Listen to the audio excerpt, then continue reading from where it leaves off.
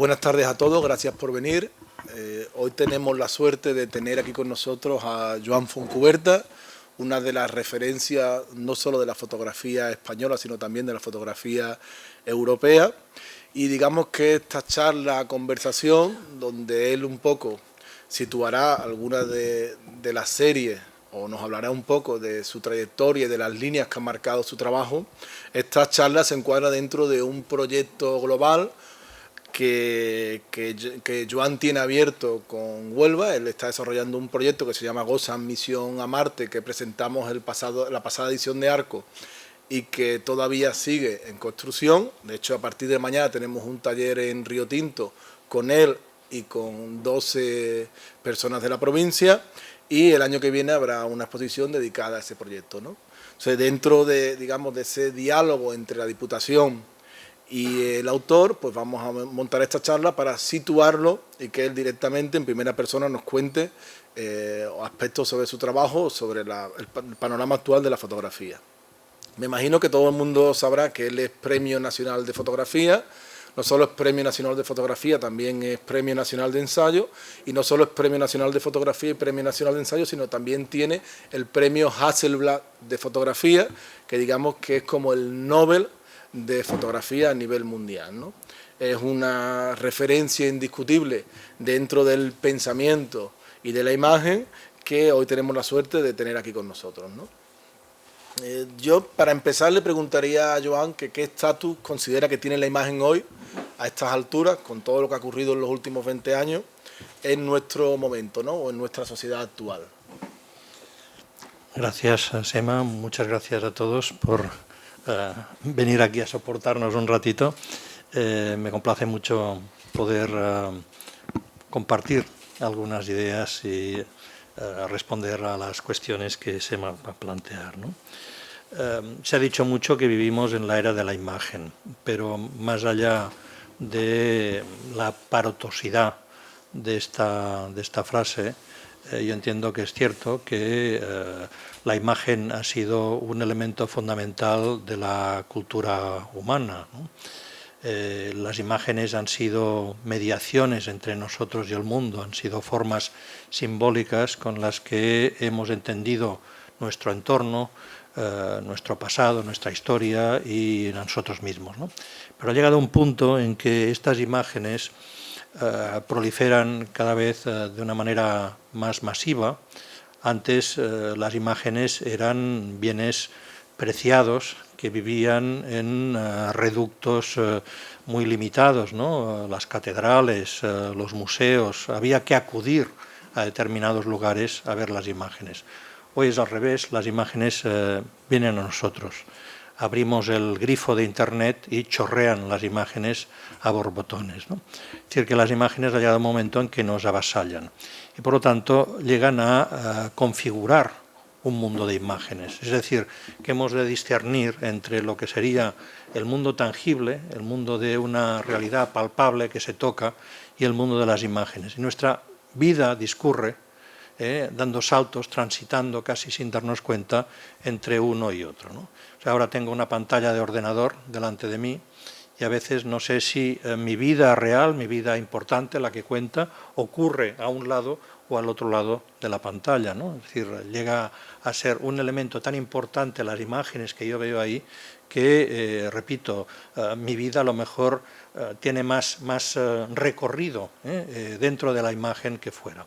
Entonces, entiendo que el papel de los que producimos imágenes o hacemos pedagogía de la imagen y ayudamos a que la gente sepa interpretarlas, se vuelve una responsabilidad acuciante, ¿no? O sea, la vida contemporánea pasa en las imágenes y hemos de aprender a sobrevivir a esa nueva situación, ¿no? O sea, nuestra comunicación, nuestra política, nuestras relaciones personales, nuestras relaciones afectivas, etcétera, casi todo pasa en la imagen. Por lo tanto, la imagen trasciende una cuestión de simple estética.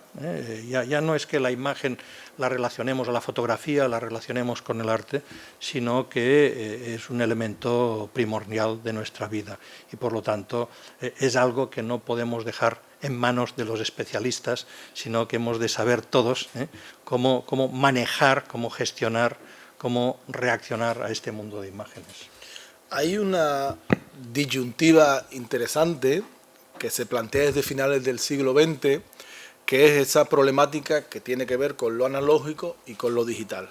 Creo que en el fondo eso es una lectura superficial de las cosas que están ocurriendo y que el del verdadero cambio tiene que ver con que estamos pasando de una cultura del logos, de la palabra, a una cultura de la imagen, de la fotografía, del imago. O sea, sí que me parece interesante que estamos en un periodo bisagra hacia algo nuevo que no sabemos bien definir, donde una cultura que tiene que ver con la palabra, es decir, la palabra conectado al pensamiento, y ahora pasamos a una cultura donde la imagen se convierte, digamos, en el valor supremo de comunicación, ¿no? ¿Cómo considera o valoras ese cambio, ¿no? Para mí, la imagen ha ido ganando una preponderancia en los instrumentos de comunicación que usamos, ¿no? La fotografía, por ejemplo, representa un estadio de culminación de la imagen técnica. La diferencia entre las imágenes hechas con la mano, hechas, digamos, quirográficamente, y las imágenes técnicas no es simple. Hay que darse cuenta de que esa tecnología que utilizamos para producir las imágenes introduce unas determinadas connotaciones, hace que la imagen valga para nosotros de otra forma. Cuando nosotros hacemos una imagen con la mano, para todo el mundo es evidente que se trata de una construcción, de algo que sirve para interpretar una determinada realidad o que estamos construyendo algún tipo de mensaje para comunicarnos con los otros. En cambio, cuando la imagen es técnica, da la sensación de que interviene un cierto automatismo y eso hace que se aleje la producción de la imagen de nuestro cuerpo. Por ejemplo, en una fotografía nosotros tenemos una cámara, un instrumento que está separado del cuerpo. Yo lo pongo aquí. Entonces yo normalmente, al hacer una fotografía, delego en la cámara la producción de esa representación gráfica. Si la hago con un lápiz, tengo que utilizar la mano. En cambio, cuando le digo a la cámara que hago una foto, es verdad, yo tengo que controlar determinados reglajes, pero interviene una distancia entre la cámara y yo que a mí me da la sensación de que autonomiza el resultado final. O sea, es la cámara la que produce una cierta representación. Y este alejamiento del cuerpo, esa distancia, me da la sensación, o nos da la sensación, de que garantiza que el resultado sea una representación mucho más objetiva. De ahí, en cierta medida, el hecho de que, por ejemplo, creamos que la fotografía es un reflejo de la realidad, una representación producida por la tecnología, por las leyes de la naturaleza, por la óptica, por la luz, por las emulsiones fotosensibles o los captores digitales, etcétera, ¿no? Es decir, pero algo que se convierte en una especie de reflejo realizado independientemente de nosotros, ¿no? Por lo tanto, en toda transformación tecnológica no solo hay la conveniencia de unos avances que hacen que la imagen sea más fácil, más cómoda, etcétera, sino también el hecho de que se introducen toda una aureola de valores que el sistema de realización de la imagen anteriormente no tenía, ¿no? Por ejemplo, otro elemento, la imagen digital y la imagen analógica introduce en ese tránsito toda una serie de mutaciones, ¿no? Hay como una migración de elementos, ¿no? La imagen analógica, podríamos decir que se inscribe, mientras que la imagen digital se escribe. ¿Qué quiere decir? Que cuando nosotros hacemos una fotografía por un sistema tradicional, fotosensible, nosotros apretamos el clic del obturador y toda una imagen es reflejada, es proyectada sobre la superficie fotosensible, ¿no? Es verdad que podemos operar sobre el resultado final, podemos enfocar, desenfocar, podemos filtrar, podemos de alguna manera acentuar determinados efectos de contraste, etc. Pero cada una de estas decisiones van a intervenir sobre toda la superficie. Si yo enfoco toda la superficie. Si yo filtro toda la superficie. En cambio, la imagen digital nos da un tipo de estructura de construcción de la imagen que permite la intervención sobre elementos puntuales, sobre unidades significativas que serían los píxeles. Entonces eso permite considerar el resultado como una escritura, como un encadenamiento de elementos, digamos, significativos, ¿no?, como sucede con el lenguaje, con la escritura, donde nosotros encadenamos unas palabras y a base de utilizar una palabra u otra, nosotros damos un determinado sentido. En la imagen digital, este símil, que evidentemente no es exacto, pero sí cercano a un tipo de construcción que nos va a permitir otro tipo de cosas, ¿no? Más diferencias, porque serían muchísimas, ¿no?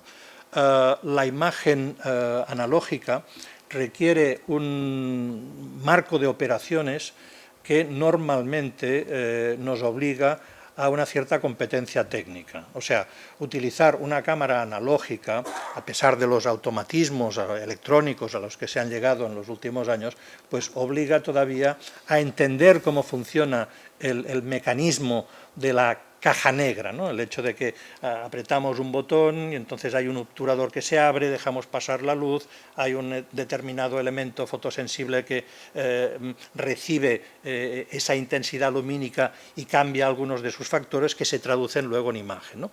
En cambio, por lo general, en la imagen digital hemos llegado a un grado de facilidad, de sencillez en los manejos, por ejemplo, los teléfonos móviles, ¿no? Nosotros apretamos el botón y sale una foto. Hay ya en la memoria, en el inconsciente de esa tecnología, toda una serie de reglajes que llevan a un resultado estándar, un resultado plausible, ¿no? Y además con la conveniencia de que si ese resultado no es de nuestro agrado, simplemente lo borramos y lo rehacemos, es decir, es un sistema de prueba y error, ¿no? Con una gran ventaja sobre la fotografía analógica, y es que no tiene ningún coste. Yo puedo hacer 1000 fotos, o una, o 10.000, y no me implica a mí ningún tipo de dispendio, ningún tipo de recurso, mientras que con la fotografía digital sí, ¿no? Eso hace que el tipo de uso de la fotografía analógica no requiera ese aprendizaje, no requiera ese grado de conocimiento de los materiales y de su uso, y eso posibilita pues la masificación indiscriminada, secularizada de la utilización de la fotografía digital y de la imagen, de tal manera que si antes la fotografía era un tipo de escritura circunscrita, podríamos decir, a unos escribas, a gente que sabía escribir, hoy en cambio la fotografía, gracias a la tecnología digital, se ha convertido en un lenguaje universal, un lenguaje que todos utilizamos casi sin darnos cuenta de que lo estamos utilizando, en algo que de una manera espontánea y natural empleamos para un sinfín de finalidades de nuestros procesos comunicativos. Pasamos por una tienda y queremos recordar un producto que hay en el escaparate, lo fotografiamos para saber cómo es. Nos estamos probando una ropa en una tienda y queremos recabar la opinión de alguien para saber si nos sienta bien, hacemos una foto y tal, ¿no? Nos levantamos un día y queremos hacernos una foto de cómo tenemos, yo qué sé, el cabello, no sé. Es decir, utilizamos la foto para un sinfín de finalidades que antes estaban vedadas precisamente por las dificultades, por los costes, etcétera, etcétera. Es decir, que la fotografía o la imagen se ha convertido en un elemento absolutamente connatural, natural a todas las facetas de nuestra cotidianidad, ¿no? Y esto, evidentemente, tiene una razón de ser en ese tránsito de lo analógico a lo digital. En fin, podría dar muchos otros ejemplos, pero me parece que con estos 2 o 3 que he dado dan suficiente cuenta del abismo que separa a esa cultura analógica de la cultura digital. En este cambio de estadio que estamos viviendo, prácticamente potenciado en los últimos 10 años, sí que es interesante observar cómo 2 de los pilares más sólidos, aparentemente, de la fotografía analógica, más que de la fotografía analógica, de la fotografía tradicional o ortodoxa, han sido derribados, ¿no? Un pilar sería la verdad, la fotografía estaba relacionada con con un elemento notarial, ¿no?, de demostración, y otro la memoria, ¿no?, la fotografía como recuerdo. Hoy en día ninguno de esos dos pilares tienen cabida, ¿no? ¿Qué ha ocurrido en este periodo para que esos pilares que aparecían aparentemente tan sólidos se hayan desplomado? No podemos eliminar, para entender un determinado medio como es la fotografía o cualquier otro, las circunstancias de su origen, de su nacimiento, ¿no? La fotografía, como es sabido, aparece en las primeras décadas del siglo XIX, ¿no? Y por lo tanto es una invención que obedece a una sensibilidad propia de ese momento, ¿no? Es decir, la fotografía yo creo que tenía que ver con unas disposiciones políticas y económicas de ese momento. O sea, por ejemplo, es el periodo de las grandes expediciones de colonización o de descubrimientos científicos.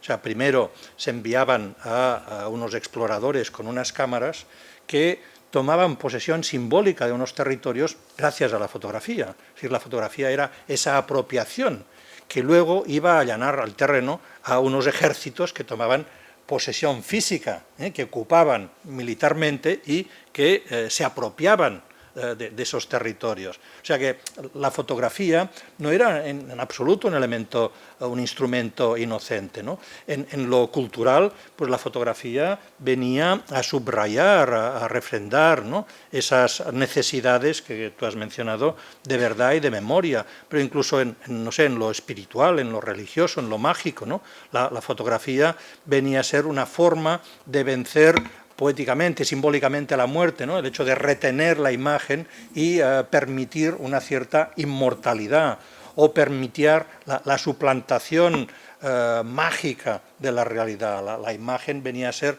una manera de sustituir al objeto fotografiado. Es decir, que todas esas, digamos, esas creencias, porque hoy las leemos como creencias, ¿no?, es decir, como una fe que depositábamos en la fotografía, son propias del siglo XIX. La fotografía venía a responder a esas necesidades. Si la fotografía nace en el siglo XIX y no en el XVIII, en el XVII, que hubiese podido nacer perfectamente, porque los componentes tecnológicos, físicos y químicos, ópticos, etcétera, existían ya, pues si la fotografía nace en el siglo XIX es porque es cuando es necesaria, ¿no?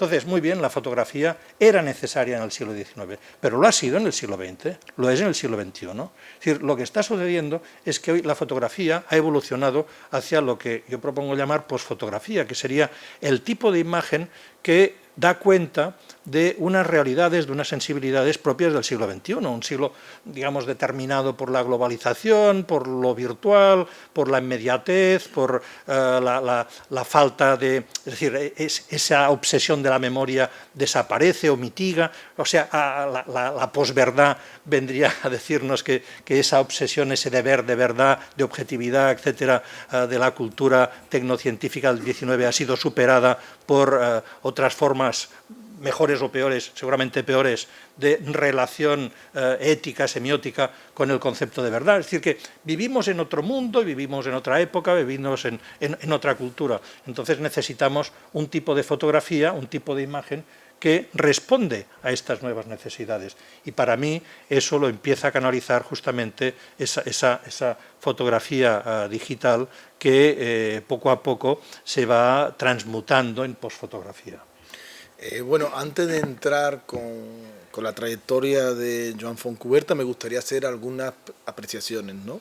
Él empezó muy joven a dedicarse a esto, prácticamente con 17 años tiene su primera exposición en el año 1972, pero casi todo el mundo lo conoce por los proyectos que desarrolla a partir de los años 80, ¿no?, donde él tiene, digamos, dos líneas paralelas que están trabajando dos territorios que son complementarios. Uno primero, que tiene que ver con una crítica a la autoridad o una crítica a las verdades absolutas, donde utiliza el humor como estrategia y los proyectos son más narrativos, hay un relato que cautiva, digamos, al espectador, al visitante. Es curioso también como estas series, que ahora son vistas con una cierta solemnidad con la distancia, en su día despertaban cierto recelo de los círculos del arte contemporáneo, ¿no? Y otra línea, que es una línea, digamos, más sesuda, más profunda, más mirando hacia el medio, tiene que ver con la preocupación por el lenguaje, o por la ontología de la propia fotografía, ¿no? Pero antes de entrar un poco a repasar estas dos trayectorias o estas dos líneas en su trayectoria y que él nos las comente, que empezarían en el año 82 con el proyecto Herbarium, me gustaría ver los 10 años anteriores, porque la primera exposición de Joan Fontcuberta es del año 1972, donde él tiene una serie diferente, o una serie de proyectos diferentes, quizá el más importante, Auger Trouvé, y ocurre en España también, hay muchas combustiones en torno a lo que se vino en llamar la quinta generación, ¿no? Me gustaría un poco que hablara de ese periodo pre-Fontcuberta, ¿no? Que es el Fontcuberta de los años 70, que la gente conoce poco, y después ya entramos un poco a hablar de otros trabajos, ¿no? Mira, esta fotografía que proyecto ahora, si no recuerdo mal, es del año 1975, ¿no? Es evidentemente un fotomontaje. Cuando yo empiezo a interesarme por la fotografía, me doy cuenta de que el criterio predominante en ese momento es la fotografía documental, la fotografía testimonial, la fotografía de reportaje, ¿no? Hay una convicción en el papel de testimonio fidedigno que la cámara debe aportar, ¿no? Entonces, desde mi perspectiva, yo era entonces un estudiante de Ciencias de la Información que quería trabajar en periodismo y en publicidad, por lo tanto que estaba familiarizado con las técnicas de persuasión, con las técnicas de construcción de la opinión y del manejo, de una cierta interpretación de la realidad, pues me daba cuenta de que esa confianza en la imagen fotográfica como reflejo fidedigno, como transcripción literal de la realidad, no era más que el producto de un acto de fe, ¿no? Porque en realidad la fotografía, como cualquier otra construcción humana, pues no dejaba de ser una interpretación, ¿no? Y entonces me propuse hacer un trabajo de tipo, hasta cierto punto, pedagógico, ¿no? Mostrar cómo dentro de el estatuto icónico de lo fotográfico podíamos falsear la realidad, podíamos también escaparnos, evadirnos hacia terrenos de la fantasía, del imaginario, que parecían exclusiva pues, de la literatura o de la pintura, pero no la fotografía, considerada esclavizada por una realidad circundante, ¿no? Entonces me propuse, incluso con unas ciertas técnicas publicitarias del shock gráfico, ¿no? de llamar la atención, producir una serie de fotomontajes que mostrasen hasta qué punto pues, la fotografía también era libre de soltar amarras con ese mundo real y que nos daba un repertorio creativo absolutamente amplísimo, tanto como el que tenían los pintores, ¿no? Y esa no era no era un horizonte, no era una actitud individual, sino compartida por toda la generación a la que yo pertenecía, que es esta generación, la quinta generación a la que tú, Sema, aludías hace un momento, ¿no? Repito, estamos en el año 1975, las secuelas del 68, del que precisamente ahora estamos conmemorando los 50 años de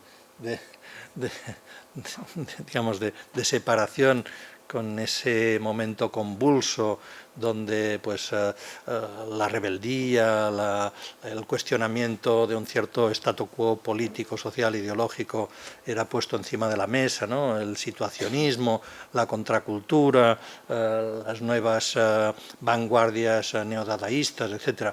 Todo eso provocaba una cierta iconografía muy cercana al surrealismo o a una imaginería violenta, agresiva, etcétera, que bebía en las fuentes del arte fantástico, ¿no? Un arte que rechazaba la realidad como metáfora de un rechazo a la situación político-social en la que estábamos enmarcados, ¿no? Y entonces este tipo de imaginería era bastante característico de esa quinta generación que, en fin, fue un invento de los entonces editores de la revista Nueva Lente, Nueva Lente fue una revista nacida en Madrid en el año 1970, dirigida por un grupo de fotógrafos que intentaban dar altavoz, ¿no?, a una fotografía joven que se confrontase, por un lado, con esa idea un tanto restrictiva de la fotografía documental, pero por otro lado también con la fotografía de aficionados, amateurs, todavía anclada en el pictorialismo, ¿no? Entonces proponía un tipo de subversión de lo fotográfico a través de este tipo de iconografías, ¿no? Los digamos, portavoces de esa generación fueron Pablo Pérez Mínguez, fueron Jorge Rueda, en fin, toda una serie de fotógrafos ya, por desgracia, desaparecidos prematuramente, pero que desde una perspectiva ideológica fueron muy importantes para el desarrollo de la fotografía española contemporánea. Sí, también hay una parte interesante de este periodo, digamos, previo, antes de entrar en el trabajo, pero sí que es interesante, donde Joan tiene muchas imágenes o hay una especie de acercamiento, de diálogo con un determinado contexto, que es el museo de los museos, que es va a ser los museos de ciencias naturales, ¿no? O sea, hay una atracción por los museos de ciencias naturales, ¿no? No sé, ¿eso de dónde te viene? Poco a poco fui evolucionando de este tipo de imágenes, digamos, hasta cierto punto agresivas o chocantes, ¿no? Y me di cuenta de que muchas veces, a través del propio dispositivo creativo de la fotografía, el encuadre, el momento del disparo, etcétera, podíamos extraer igualmente imágenes enigmáticas, misteriosas, extrañas, ¿no?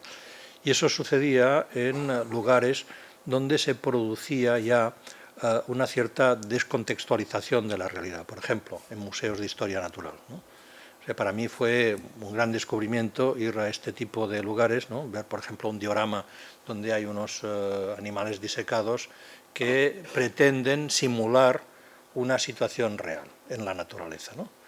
Pero evidentemente se trataba de algo impostado, de algo que era un simulacro con efectos, en este caso, divulgativo, pedagógico, para explicar, no sé, cómo viven los animales en la selva, etcétera, ¿no?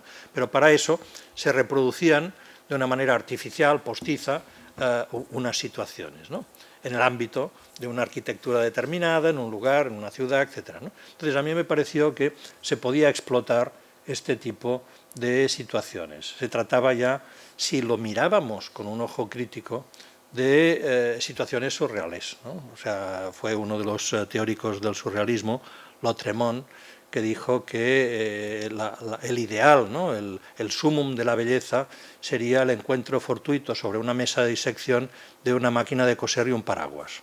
Paraguas es algo absolutamente banal, una máquina de coser también. Y una mesa de disección, pues, hombre, no tenemos en casa, pero en instituciones científicas o en yo qué sé, hospitales, etcétera, pues es frecuente. Pero la combinación, el encuentro fortuito de esos tres elementos era algo tan improbable, sería una serendipia, ¿no?, algo tan altamente inaudito, que provocaba esa chispa de algo poético que fascinaba a esos autores surrealistas, ¿no? Entonces, a mí me pareció que esa chispa podía ser extraída, podía ser destilada a base de esa visión inquisitoria de la realidad en este tipo de lugares, ¿no? Entonces me pareció que empezar por instituciones científicas pues podía ser una buena estrategia. Y además pasaba otra cosa, y es que, digamos, a mí me interesaba utilizar la fotografía como sistema de desmantelamiento de una cierta autoridad. O sea, la fotografía imponía al espectador una autoridad. Nos decía, tenéis que creer lo que sale de la cámara, porque hay toda una especie de dispositivo ideológico que arropa la veracidad, que nos dice que eso que sale de la cámara es algo que ha ocurrido de verdad y que es algo irrefutable, ¿no? Por lo tanto, esa especie de discurso autoritario inherente a la fotografía a mí me parecía un campo que podía ser desmantelado, que podía ser subvertido artísticamente, y que esa subversión podría luego aplicarse por extensión a muchos otros ámbitos. Por ejemplo, el de la ciencia. La ciencia normalmente es un sistema que también impone una cierta autoridad. Nos dice, la naturaleza debe interpretarse según esas reglas, los fenómenos del mundo se basan en esa explicación. Y en el fondo, pues la ciencia que se arropa ese monopolio del conocimiento de la realidad no es más que un conjunto de verdades provisionales. Es decir, hoy entendemos la naturaleza de una manera, pero si de repente somos capaces de ir más allá en nuestras teorías, en nuestras interpretaciones, pues a lo mejor esas leyes las vamos a afinar o a ajustar, o a contradecir incluso. Es decir, durante mucho tiempo los científicos pensaron que la Tierra era plana, luego los científicos pensaron que procedíamos de la creación de una pareja que se llamaban Adán y Eva, y poco a poco todas esas verdades han ido siendo sustituidas por otras. Por lo tanto, ese monopolio de la verdad de la ciencia hemos de entenderlo como un monopolio discutible y un monopolio absolutamente transitorio, provisional, ¿no? Entonces, a mí me gustaba trabajar sobre la ciencia porque, más allá de la respetabilidad de sus asertos, había siempre la posibilidad de ir a buscar esas brechas donde se instalaba la duda, ¿no? Lo digo también porque los dos grandes proyectos de los años 80, el primero Herbarium y el segundo Fauna, tienen que ver con el contexto científico, ¿no? Uno con el mundo vegetal y otro con el mundo animal, ¿no? De diferentes maneras.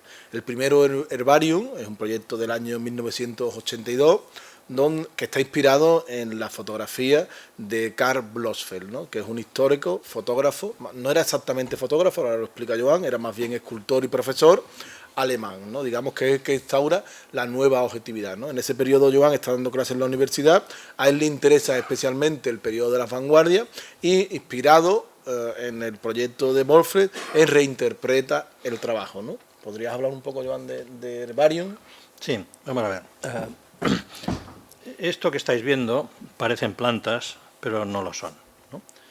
En realidad son collage de elementos que yo me encontraba por la calle y que en mi estudio los organizaba, los articulaba de manera que hubiese una semejanza con las formas tradicionales de la botánica, ¿no? Un tallo, digamos unos frutos o unas hojas, una flor, etcétera, ¿no?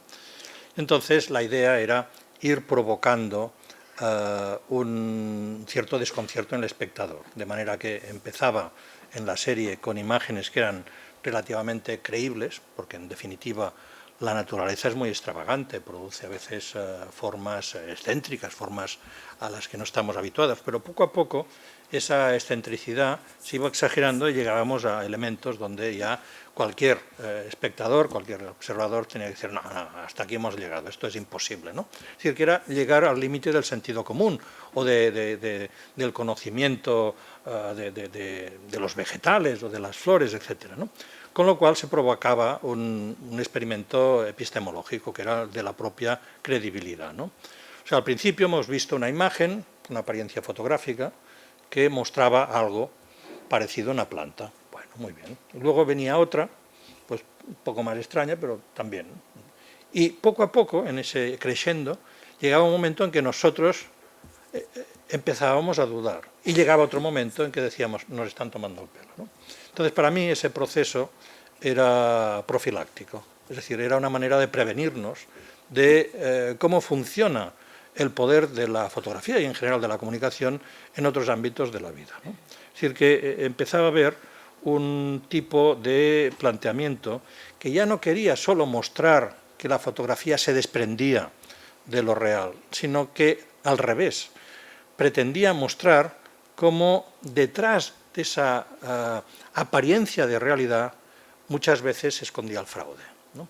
Y esto ya entraba dentro de lo que en el arte contemporáneo se denomina la estrategia del fake. Fake es una palabra inglesa que se traduciría como engaño, como falso, etcétera, pero que en el léxico del arte contemporáneo se considera un género por sí propio que no pretende engañar, sino precisamente educar al público a desenmascarar el engaño. Porque en realidad, con este tipo de trabajos, yo no quería embaucar al auditorio, sino precisamente darles la oportunidad de que por sí mismos fuesen capaces de generar un proceso autocrítico con respecto a sus propios filtrajes de lo real y de lo falso, ¿no? Entonces, repito, para mí es importante que nos demos cuenta de que en los primeros fotomontajes que hacía, la imagen se manifestaba inmediatamente como irreal. O sea, todos sabemos que alguien sin piernas no puede montar una bicicleta. Entonces se buscaba un efecto de shock, ¿no? de rechazo de eso como imposible, como algo onírico, como algo fantasioso, etcétera, pero imposible, ¿no?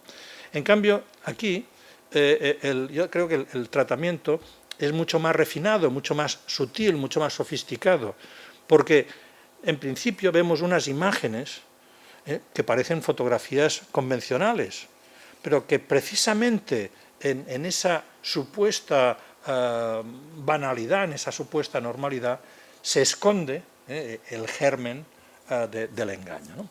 Por otro lado, lo que comentaba Sema, ¿no? O sea, él ha mencionado Blossfeld. Este es un trabajo que inicié en el año 82, en plena irrupción del posmodernismo, de su fascinación por las citas, por un reciclaje irónico de la historia, y a mí me interesó vivamente el caso de Karl Blossfeld. Blossfeld era un profesor de escultura en Alemania, en la Academia de Arte de Berlín, todavía imbuido en las teorías románticas, ¿no? Es decir, que la inspiración del arte debía proceder de las formas orgánicas de la naturaleza, ¿no? Eso es lo que daba un espíritu fortalecido a esas imágenes que serían los artistas capaces de crear, ¿no? Entonces, en base a esa idea, pues en los años 20, con el Art Nouveau en Francia, el modernismo en España, el Young Stil en Alemania, en fin, hay toda una búsqueda de esas formas sinuosas, voluptuosas de la naturaleza aplicadas a la arquitectura, a la orfebrería, a la escultura, etcétera, etcétera, ¿no? Entonces Blossfeld, para explicar todo eso a sus alumnos, empezó a hacer macrofotografía de elementos botánicos, ¿no? Gérmenes, pétalos, pistilos, brotes, etcétera, ¿no? Y esas imágenes consideradas como material didáctico para ser mostrado en clase, pues a la muerte de Blossfeld se convirtieron en monumentos de la modernidad, en imágenes que realmente cambiaban nuestra visión, imágenes que fijaban el canon de la fotografía moderna, autónoma, más allá de las formas o las estéticas prestadas que hasta ese momento la fotografía había gozado de la pintura o del arte previo, ¿no? Por primera vez la fotografía, siendo funcional, o sea, no teniendo pretensiones artísticas o expresivas, llegaba a mostrar la esencia de su potencial semiótico, ¿no? Lo que caracterizaba la imagen fotográfica más allá de, repito, un mimetismo con sistemas gráficos de representación visual anteriores, ¿no? Por lo tanto, la paradoja es que las obras escultóricas de Blossfeld han pasado completamente al olvido, y en cambio unas imágenes hechas sin ninguna voluntad de expresión, sin ninguna voluntad artística, simplemente como materiales aplicados a la enseñanza, pues pasan hoy por las obras maestras de la fotografía en ese momento, ¿no? Blossfeld, en cualquier caso, en los años 20-30, él publicó en el año 1927 un libro titulado Urformen der Kunst, las formas primigenias del arte, que era una serie de planchas, de primeros planos de formas botánicas. Pues Blossfeld quería con ello celebrar la fuerza, esa majestuosidad, esa elegancia de lo natural, ¿no? En cambio, 60 años más tarde, cuando yo hago este homenaje irónico, pues ya no podemos celebrar la naturaleza con esa ingenuidad, ¿no? Con esa candidez. Vivimos en un mundo completamente contaminado, la polución, en fin, hay otro concepto de naturaleza asediado por la civilización, por la economía, por la especulación urbanística, etcétera, etcétera, y por lo tanto el herbario que yo propongo ya no son esas formas maravillosas de la naturaleza, sino elementos artificiales a base de objetos encontrados en la calle, en las zonas industriales, objetos de desecho, ¿no? De basura, etcétera, etcétera. En la construcción de estos elementos pues intervienen desde de alambres, trozos de plástico quemados, basuras, etcétera, etcétera, ¿no? Pero todo eso configurado con esas determinadas estructuras o formas que parecen plantas, al principio pueden, repito, pasar esos filtrajes y, además, situados en el ámbito de un museo de ciencias, porque ese es otro elemento importante.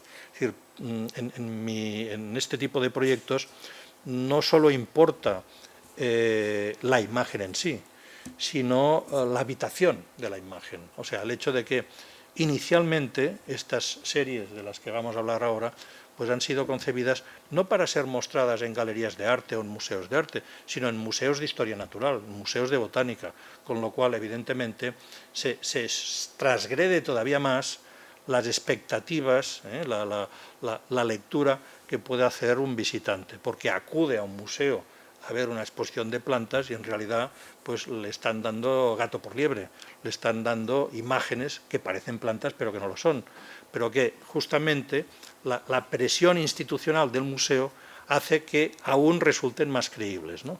Por lo tanto, ahí empieza otro elemento importante en mi trabajo, y es el darnos cuenta de que la imagen no significa por ella misma nada, significa en función de una determinada posición, de una determinada habitación en un determinado espacio, ¿no? Esa misma imagen proyectada ahora aquí tiene un sentido, pero en un museo tendrá otro, en un libro otro, en una publicidad otro. O sea, es el soporte, es el contexto lo que llega a anclar definitivamente el significado de cada fotografía.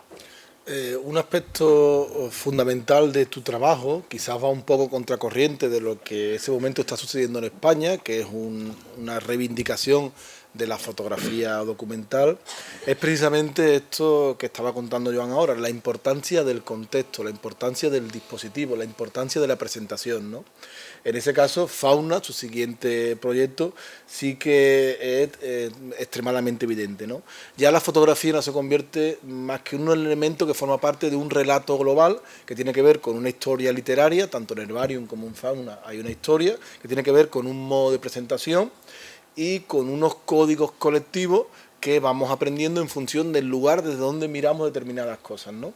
Fauna es quizá el proyecto que empieza a darle fama a Joan Fontcuberta como creador global. Desde mi punto de vista es más bien un artista conceptual que un fotógrafo al uso. Las imágenes funcionan interpretadas en su conjunto, y es importante también subrayar que este proyecto es un proyecto también a dúo, es un proyecto que realiza con Pera Formiguera, ¿no? ¿Puedes hablar un poco, Joan, de Fauna, de su concepción? Sí, a ver, Fauna es una historia, otro fake, y como muchos fakes arrancan del hallazgo de un archivo misterioso, ¿no? Entonces, en este archivo misterioso, Pera Formiguera y yo contamos de que viajando por Escocia pues estuvimos en una mansión y que pues casualmente en el sótano encontramos pues un archivo compuesto por fotografías muy raras, antiguas, deterioradas, ¿no? De un supuesto naturalista alemán que habría viajado por el mundo buscando documentar las mutaciones biológicas, ¿no? Es decir, este profesor alemán que se llamaba Meisenhaufen pues era un neodarwinista, creía que Darwin había acertado en su prescripción de las formas de evolución de los seres vivos, pero que la naturaleza es tan rica que daba de vez en cuando excepciones, daba casos que se escapaban de ese sistema evolutivo tal como Darwin lo había previsto, ¿no? Porque se trataba de animales que habían vivido en sistemas ecológicos muy cerrados, porque se habían producido pues, mutaciones teratológicas, es decir, que el embrión se desarrollaba de una manera anómala y fijaba un determinado genoma, etcétera. Es decir, que había una serie de casos de monstruosidades, ¿no?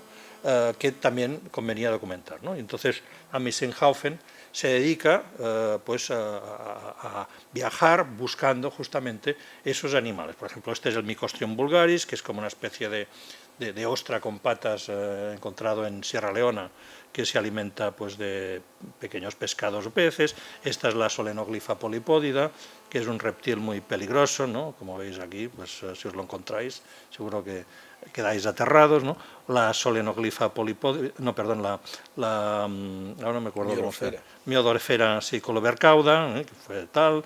Es decir, que bueno, vamos pasando... un aspecto fundamental de este proyecto es que la fotografía se incluye dentro de un discurso tipificado, el discurso de la ciencia. No solo tenemos una imagen gráfica del animal, que ya de por sí es un elemento de constatación de que el animal existe, también está el animal embalsamado, una serie de cuadernos de campo, una serie de anotaciones y en algunos casos también hay pruebas sonoras del animal en libertad, ¿no? Entonces, no solo es la imagen ya, sino también todos los elementos que acompañan al modo de interpretar esa imagen. Sí, en efecto, aquí había como una parodia completa del display, del dispositivo que encontramos en los museos, ¿no? Pues habían radiografías, habían los registros sonoros, los cantos de los pájaros, etcétera, habían pues a los animales disecados en algún caso, registros audiovisuales, o sea, un poco lo que podemos encontrar en un museo de historia natural. Y entonces, de hecho, la presentación tenía lugar verdaderamente en museos de historia natural, como en este caso, en una exposición que hicimos, comisariado por SEMA, en el Museo Nacional de Ciencias Naturales en Madrid, ¿no? Bueno, en este proyecto sí que hay un elemento fundamental, porque la idea del proyecto es que pase absolutamente desapercibido, es decir, que el espectador, cuando vea este tipo de trabajo, no sea un espectador prevenido. Cuando vemos un proyecto de Joan Fontcuberta en un museo, estamos sabiendo a lo que nos enfrentamos. Cuando alguien que va a ver un museo de animales entra en el Real Gabinete de Historia Natural, que digamos como el Santa Santorum del Museo de Ciencias Naturales de Madrid, donde se encuentra pues desde el esqueleto de un elefante hasta aquella pintura detrás de Carlos III, que se dice que la pintó Goya, y aparecen una serie de animales que en este caso son inventados. Pero, ¿puedes poner la fotografía anterior, Joan, por favor? Pero ahí abajo hay un ornitorrinco embalsamado. Entonces, intentamos copiar para esta instalación el formato, tanto en texto como en cartela, que tenía el museo. La idea era que pasara lo más desapercibido posible, ¿no? Y yo creo que aquí funciona muy bien. Entonces se crea una cierta duda en el espectador que o cree que el modo de presentación tiene tanta importancia que esto es verdad, o es capaz de decir, hombre, esto no va a ser verdad, ¿no? Esto no lo podemos creer, ¿no? Incluso hay una imagen, bueno, primero para esto es fundamental la complicidad de las instituciones. Hoy en día está bastante aceptado, pero esta no es la primera vez que Joan expone en el Museo de Ciencias Naturales de Madrid, es la segunda, la primera fue en los años 90. Y aunque hubo también una cierta complicidad del director, el público era más reticente a este tipo de intervenciones, ¿no?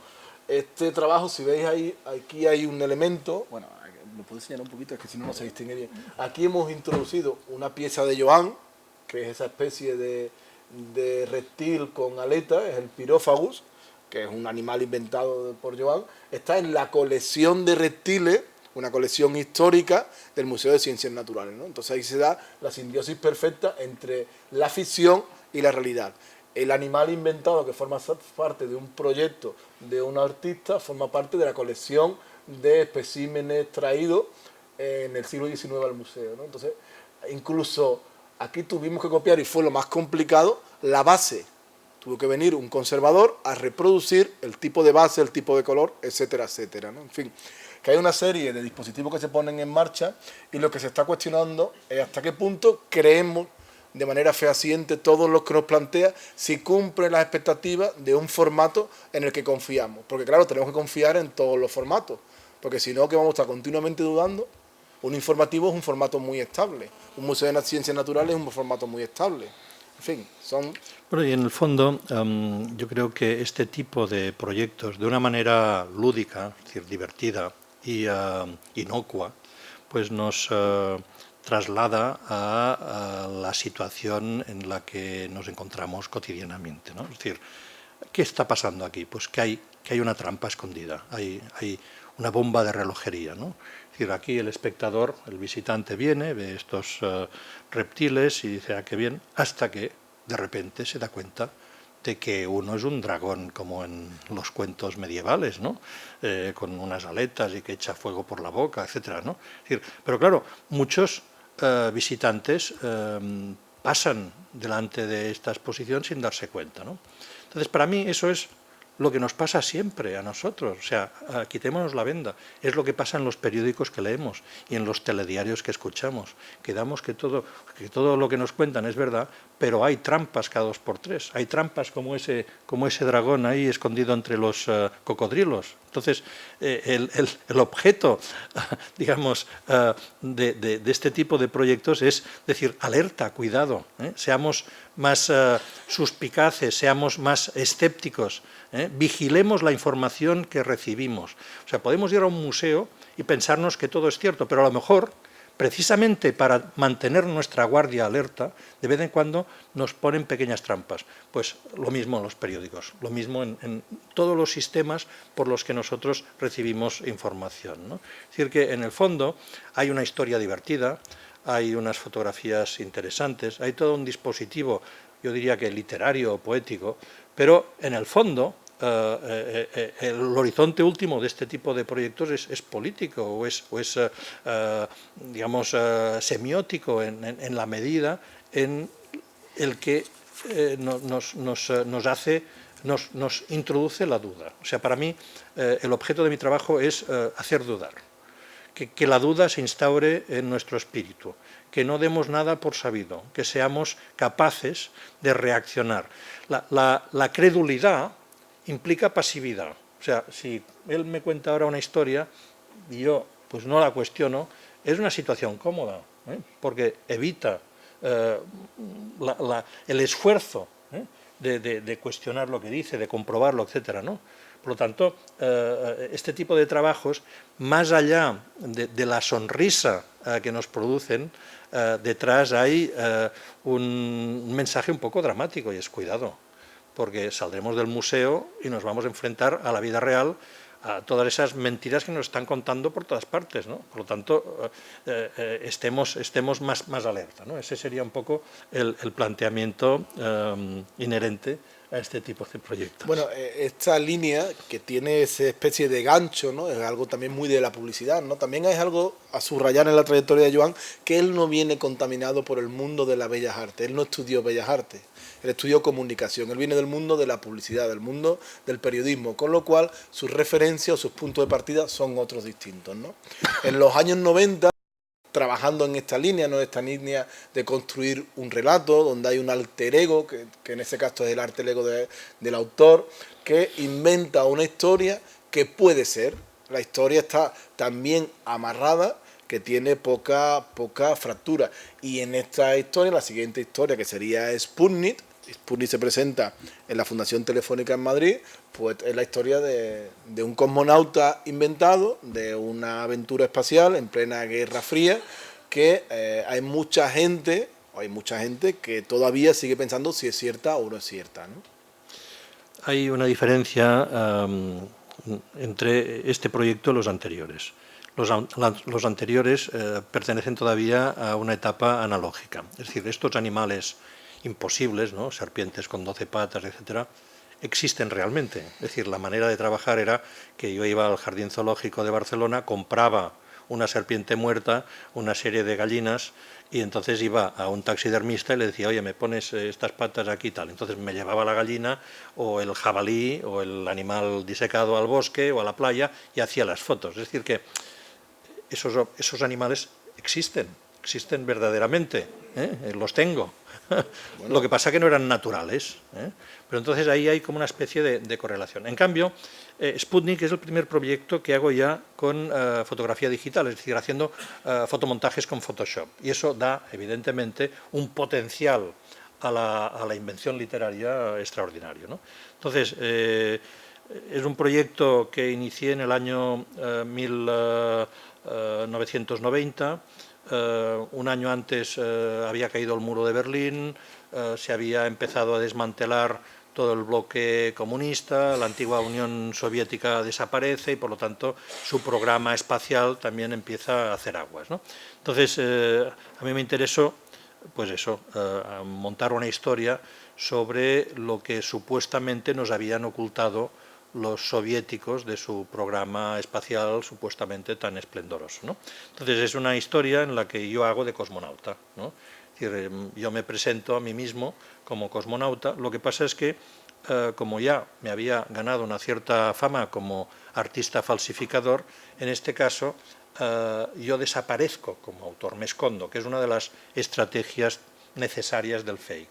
O sea, el autor no existe, desaparece, se presenta la obra sin una vinculación, porque si claro, yo después de haber hecho las plantas, los animales, las estrellas, no sé qué, pues me presento como el autor de este proyecto, todo el mundo dirá, mira, más de lo mismo, ¿no? Entonces hay que ir anticipándose a estas respuestas, a estas reacciones del público, buscando estrategias de disimule, ¿no? Entonces en este caso yo lo que hacía era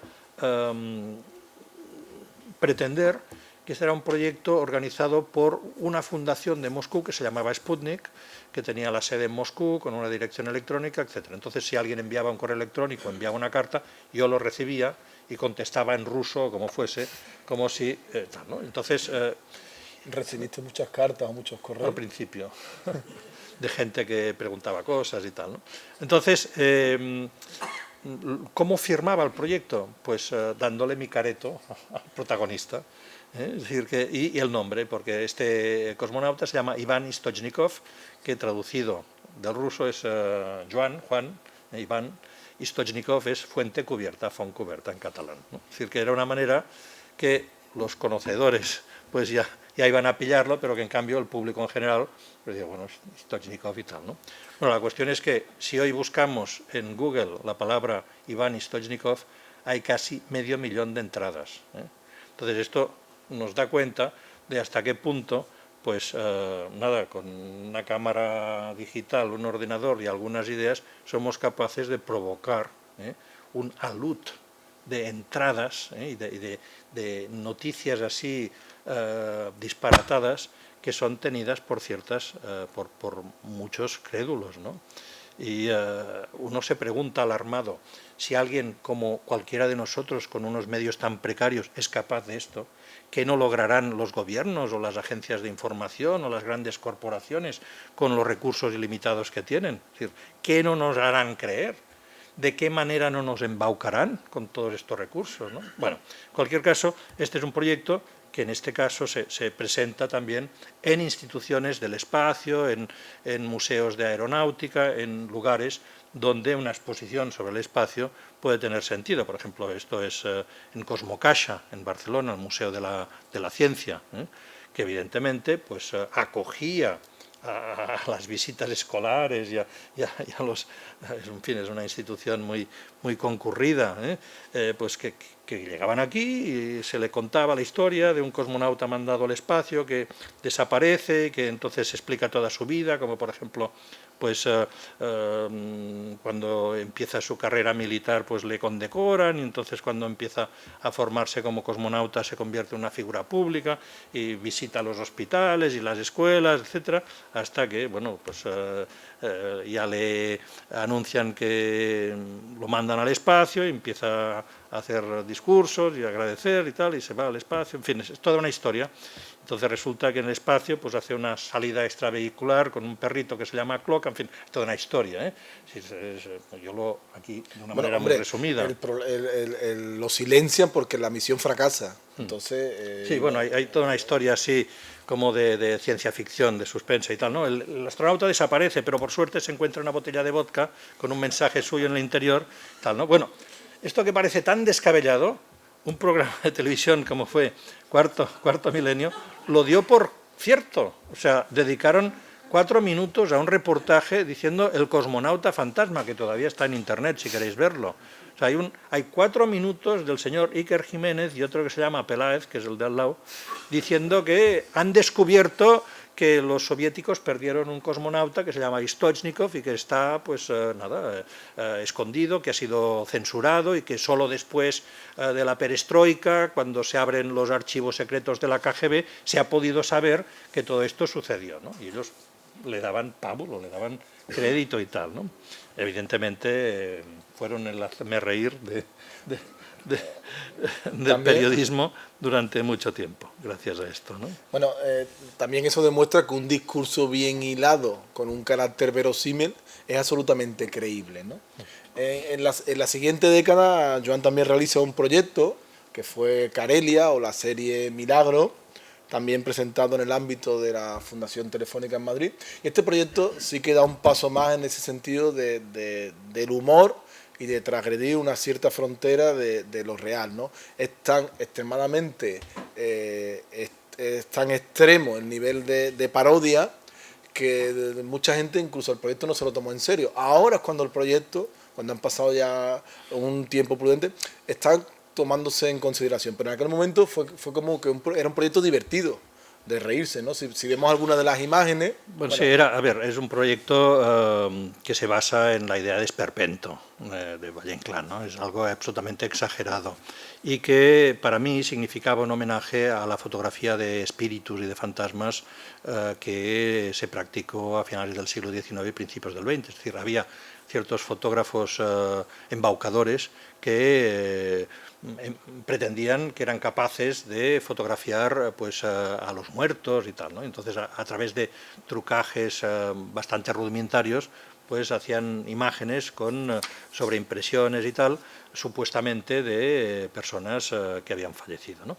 Entonces en base a esta idea, pues y también otra vez con una cierta dimensión literaria, me invento que un periodista lee en un periódico de Finlandia que hay un monasterio en el lago Saimaa, que es en la zona de Karelia, una zona muy misteriosa entre Finlandia y Rusia, que hay un monasterio ocupado por la secta de los Krisli, que era la secta a la que había pertenecido pues un siglo atrás Rasputín, que se dedica a montar un máster de cómo practicar milagros, ¿no?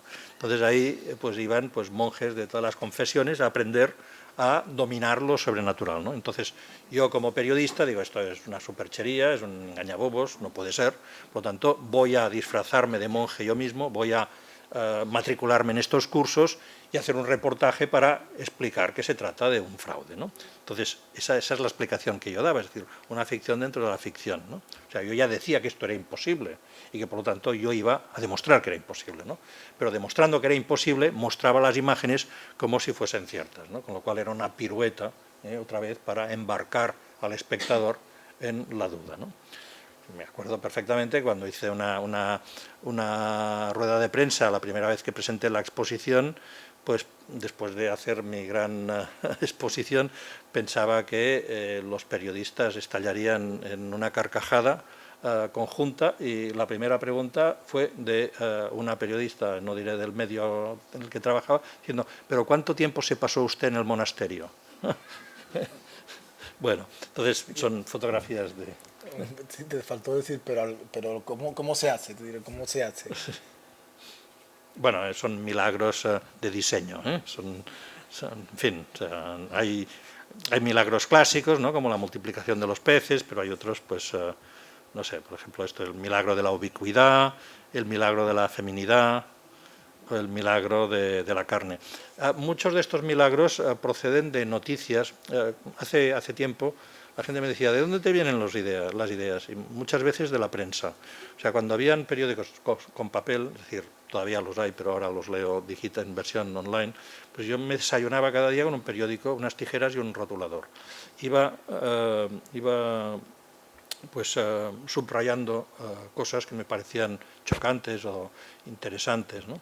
Y una vez recuerdo que leí una noticia que me fascinó, que era que en un pueblecito de las Alpujarras, en no sé qué bar, habían empezado a cortar lonchas de un jamón y salía la cara de Cristo, y que entonces estaban alucinados porque no sabían qué hacer, si comérselo, que hubiese sido como una comunión, o pues considerarlo una reliquia, con lo cual perdían el valor de un jabugo pata negra, que valía lo suyo, ¿no? Entonces guardé eso, y en el momento de hacer la serie de los milagros, pues hice un pequeño homenaje a este caso con un jamón todavía más maravilloso, que cada loncha nos daba un rostro diferente, ¿no? Es decir, podía ser del Che Guevara, de Bin Laden, en fin, o sea, iban saliendo ahí personajes públicos. Entonces aquí os enseño solo una, pero el repertorio de rostros era muy diverso, ¿no? Y en este caso, pues también la exposición se hace en ambientes que imitan monasterios o en verdaderos monasterios, o sea, monasterios ya, ¿cómo se llama? Cuando ya no tienen un uso... Desacralizados o no sé qué, es decir, en lugares con esa atmósfera y tal, ¿no? Bueno, hay una serie posterior, y ya creo que con esta terminamos la parte narrativa, ¿no? que es de Constructing Osama, que tiene que ver ya con los medios de comunicación y con la información, ¿no? Bueno, esta también es muy divertida, aunque tiene su parte de riesgo, ¿no? Porque Osama Bin Laden era un personaje muy perseguido y muy requerido, ¿no? Entonces, Joan inventa una historia también, bueno, él da cuenta que tiene que ver con toda esta especie de miedo al terrorismo islámico, ¿no? Hay una historia sobre que, bueno, ¿lo cuentas tú mejor? Cuando hubo el atentado a las Torres Gemelas, prácticamente unas horas después ya se daba como responsable a Osama Bin Laden. Y yo creo que, como en mi caso, muy pocos habían oído hablar de ese nombre, ¿no? De repente personalizó el rostro del mal, ¿no? El enemigo público número uno, ¿no? Entonces, a mí eso me pareció extraño. Osama Bin Laden había sido una figura utilizada por la CIA cuando la guerra de Afganistán entre los rebeldes afganos y los soviéticos, ¿no? Es decir, entonces de repente se convertía en el enemigo de Occidente, que quería pues provocar atentados, tal, ¿no? Me pareció una historia extraña, ¿no? Entonces pensé que a lo mejor Bin Laden en realidad era un actor al que le habían encargado el papel de ser el malo, y que entonces le habrían dicho, mira, ahora tú te esconden en estas montañas y de vez en cuando vas haciendo manifiestos y envías a los medios de comunicación vídeos así como muy mal hechos y no sé qué, no sé cuántos, y de esa manera pues la actualidad va a tener vidilla, no sé qué, y cuando estemos hartos de a ti, pues no te preocupes, que ya haremos como que desapareces o haremos que te mueres, pero no te preocupes que no enseñaremos el cadáver y tal. Es decir, que en el fondo lo que yo hice fue inventarme una agencia de noticias que descubría eso, que descubría que los terroristas más buscados de Al-Qaeda en realidad eran figurantes, eran comediantes contratados por una agencia de inteligencia que representaban en el teatro de la actualidad esto, ¿no? Entonces lo que hice fue pedir a amigos míos fotoperiodistas que habían estado en Oriente Medio, por ejemplo Gervasio Sánchez, ¿no? Le decía, oye Gervasio, ¿tienes fotos que no vas a utilizar? Sí, ¿cuáles? Estas, vale, pues me las dejas. Entonces yo sobre esas fotos me ponía yo disfrazado de yihadista, ¿no? O, por ejemplo, me ponía en la Alhambra, esta es muy chula, ¿no? Con otro combatiente. O, por ejemplo, esta, ¿no? Es decir, que siempre soy yo como si fuesen fotos tomadas por fotoperiodistas en los conflictos de Afganistán, de Pakistán, etcétera, etcétera, ¿no? Y de vez en cuando introducía algún elemento chistoso para que un espectador así un poco atento se diese cuenta. Por ejemplo, aquí estoy yo enseñando un cartel y pone en árabe, las zanahorias ya están cocidas, ¿no? Entonces, claro, si vosotros os preocupáis para leer el letrerito de, pero ¿qué coño hace este tío de Al-Qaeda aquí con esa consigna, ¿no? O, por ejemplo, una foto así, ¿no? Dices, coño, ¿qué pasa, no? Es decir, es raro, ¿no? Es decir, que de vez en cuando hay elementos como para dar la nota y avisar, ¿no? Si estáis atentos de que aquí hay algo raro, ¿no? Luego, como esto iba de información y fotoperiodismo y tal, pues cada vez que hacía la exposición publicaba un periódico solo en árabe, donde en el editorial explicaba: estas obras son fotomontajes que yo hago para que la gente entienda hasta qué punto hay una serie de prejuicios ahora sobre el mundo islámico, sobre los conflictos que hay en Oriente Medio, etcétera, etcétera, que son una forma de manipular a la opinión pública internacional. Pero esto solo lo ponía en árabe, por lo tanto, si hacía la exposición en Barcelona, en Madrid o en París, pues muy poca gente lo entendía, ¿no? Pero de alguna manera yo ya lo estaba explicando, lo que pasa que a un nivel difícilmente comprensible para la mayoría de los visitantes, ¿no? Y en cambio el resto de elementos en el periódico eran fotografías que nosotros asociamos con acciones bélicas, con atentados, con conflicto, etcétera, etcétera, con unos textos. Y claro, como esos textos no los entendíamos, presuponíamos que eran textos que explicaban cosas relacionadas con la fotografía. Pues no, eran recetas de cuscús y cuentos de las 1001 noche, que si Aladino, que si la lámpara maravillosa, que si Sherezade, etcétera, ¿no? Es decir, textos que no tenían nada que ver con las fotos, pero como estaban al lado de las fotos, todo el mundo pensaba que eran como consignas o manifiestos o no sé qué, ¿no?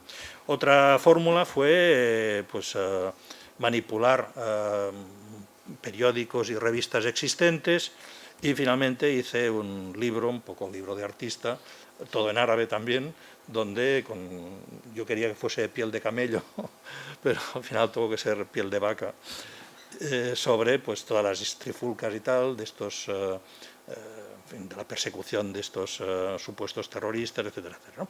Entonces, la gracia está en que todas estas fotografías en la era digital han empezado a diseminarse y se han escapado de mi control. Es decir, estas fotografías circulan por internet como realizadas por la agencia Al Zur y por sus periodistas y no sé qué, ¿no? Entonces, lo chistoso es que muchos periódicos, por ejemplo El País, de repente ilustra una noticia con una de mis fotos, ¿no? Una de mis fotos dice Bin Laden con uno de sus lugartenientes en una zona fronteriza, el pie de foto que redacté yo. Bueno, ¿qué pasa? Que claro, al cabo de unas horas muchos lectores dijeron que estabais así borrachos la noche de cierre o no sé qué, que esta es un fotomontaje de Fontcuberta, patatín, patatán. Y ni cortos ni perezosos, en vez de quitar la foto y poner otra de verdad, ponen montaje de Bin Laden con un lugarteniente en una zona fronteriza. Y ahí está, si lo queréis comprobar, buscáis ahora con vuestro móvil El País, Emiratos Árabes Unidos pide matar a los detenidos en Afganistán, y ahí encontraréis la página con una foto falsa. A ver, en un periódico que pongan como ilustración una imagen que el pie de foto diga montaje, ya es absolutamente sospechoso, ¿no? Montaje, coño, currátelo, tío, ponte una foto de verdad, ¿no? Bueno, pues son cosas que pasan cuando uno provoca esa confusión deliberadamente para evidenciar que estas cosas suceden. O sea, si durante años esa foto sigue en El País, en la página online del País, quiere decir que en el fondo a lo mejor les da lo mismo que foto ponen. Y si lo hacen con la mía, lo deben estar haciendo con todas las demás. Para mí eso es lo grave. No solo este periódico, seguramente todos, cuidado. O sea, no es una crítica ahora a una cabecera concreta, es que eso está pasando, ¿no? Por lo tanto, creo que hemos de mirar a partir de ahora la información que recibimos con unos ojos como mucho más críticos. Bueno, también hay una anécdota curiosa en relación a todo esto. Cuando nos vimos en Madrid para el proyecto de Gozan, había unas fotos específicas que presentamos en el stand, y de buenas a primeras pues venía un medio hablando un reportaje sobre el proyecto de Gozan y sacaba una foto y digo, Joan, esta foto no me la has presentado. Y era una foto que habían tomado de un taller que él dio en la Fundación Telefónica relacionada con Marte, y la foto aparecía como si la foto formara parte del proyecto. O sea, era una foto de Marte, de no sé si el periódico era La Razón, que no tenía nada que ver, ni nadie se lo había facilitado. Habían buscado y han relacionado que la foto de presentación del taller que Joan dio en Telefónica era una foto del proyecto, la habían incorporado como si fuera una foto más, ¿no? En fin, que el rasero de los medios de comunicación cada vez es más endeble, y en estos tiempos en que necesitan resolver cosas muy rápido, pues no se entretienen en contrastar si lo que presentan es verdad o es mentira. ¿De qué quieres hablar ahora? No, me gustaría saltar, porque ya vamos un poco mal de tiempo, a tu otra línea, ¿no? Hay otra línea que me parece también muy interesante. Esta línea es más divertida, tiene que ver no sé, con otro tipo de relato más narrativo. Pero Joan también desde los años 80 tiene una línea abierta que es más reflexiva en torno al medio, en torno a hasta qué punto una imagen es constitutiva de una fotografía o qué valor de reproducción tiene una imagen, ¿no? ¿Cómo podemos construir una imagen que sea al mismo tiempo huella y signo fotográfico, ¿no? Ahí sí que podrías, por favor, hablarnos de las primeras series, no sé cuáles son las que tiene. Bueno, de hecho, mira, voy a ir rápido porque tengo mucho material y creo que es importante dejar un poco de tiempo por si vamos a hacer un debate, ¿no? Pero, por ejemplo, tengo una serie que llamo Fotogramas, que consiste en no solo fotografiar determinados elementos, sino con el negativo. Esta es de los años 80. 88. Sí, pues con el negativo todavía húmedo, frotarlo sobre el objeto que se ha fotografiado, con lo cual, evidentemente, el resultado final no es solo la representación visual del objeto, sino también la matriz sensual, táctil, ¿no?, de eso que se ha fotografiado, con lo cual, pues evidentemente la imagen se vuelve hiperrealista, no nos habla solo de las apariencias que vemos, sino también de la estructura física, de la rugosidad, etcétera, con la que hemos colisionado, ¿no?, hemos rozado esa plancha que es el negativo y el objeto fotografiado, ¿no? Otra serie que se llama Palimpsestos, lo que hago es utilizar papeles pintados decorativos o elementos que integran pues formas de la naturaleza, flores, pájaros, etcétera, a fines ornamentales, ¿no? Entonces esos materiales que ya contienen una imagen los impregno con emulsión fotográfica líquida y entonces voy a buscar esos mismos elementos, esas flores o esos pájaros disecados a veces o esas mariposas, ¿no?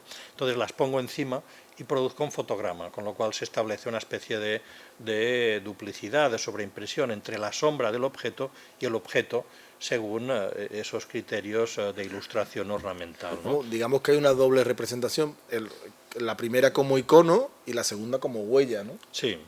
O, por ejemplo, para una exposición en el País Vasco hice una muestra que se llamaba Lankidetzak, en euskera significa colaboraciones, ¿no? Entonces consistía en colaboraciones de artistas conocidos conmigo. Entonces, por ejemplo, imaginaos que vais a un museo y digo, pues en vez de hacer un fotograma encima de papel pintado, me gustaría hacerlo con un Picasso o con un Matisse o con un Van Gogh. Entonces resultaba que los directores de los museos no me dejaban los cuadros para experimentar encima, con lo cual tuve que hacerlo con reproducciones, con pósters o con afiches, con carteles de estos museos, ¿no? Entonces, por ejemplo, esta es una imagen muy famosa, un cuadro de Matisse de unos peces en una pecera. Entonces, yo fui al mercado, no encontré esos peces, tuve que poner sardinas, con lo cual hay como una especie de metamorfosis, ¿no? O sea, la sombra es la de una sardina, pero el pescado que dejan todavía entrever son estos pescados rojos típicos de pecera. O, por ejemplo, con un Manet o un Monet, es decir, la base aquí es un cuadro de Manet, una naturaleza muerta, ¿no? Entonces yo puse ahí una serie de claveles, unos lirios, no sé qué, y lo que vemos todavía de Manet es lo que la sombra, digamos, el fotograma, el cut-out en inglés, el decoupage en francés, nos permite todavía ver, ¿no? Con lo cual, pues hay eso, como una especie de diálogo entre las formas, digamos, de huella de la ciencia confrontadas a las formas simbólicas de lo decorativo. Y esto, por ejemplo, en el ámbito del, ya no la representación de plantas o flores, sino del cuerpo, tenemos pues la Venus de Botticelli o un Matisse tal, o la Ofelia de Laroche, o trasladando este mismo procedimiento a láminas anatómicas o a imágenes de la pornografía, pues viene a ser siempre la duplicación de lo mismo, a través de la huella, junto con la imagen pintada o fotografiada. Y esta misma idea la realicé también para un proyecto que se inició en el País Vasco, en Bilbao, en la ría, antes de que se construyera el Museo Guggenheim, que hubo toda la crisis del desmantelamiento de los astilleros, los altos hornos, etcétera, etcétera, y entonces a mí me interesó visitar esa zona recogiendo toda una serie de objetos, de detritus industriales, ¿no? Hierros retorcidos, oxidados, etcétera, que me llevaba a mi estudio al mismo tiempo que hacía una foto del lugar donde los había encontrado, ¿no? Entonces, en mi laboratorio positivaba la foto del paisaje, la revelaba, pero no la fijaba.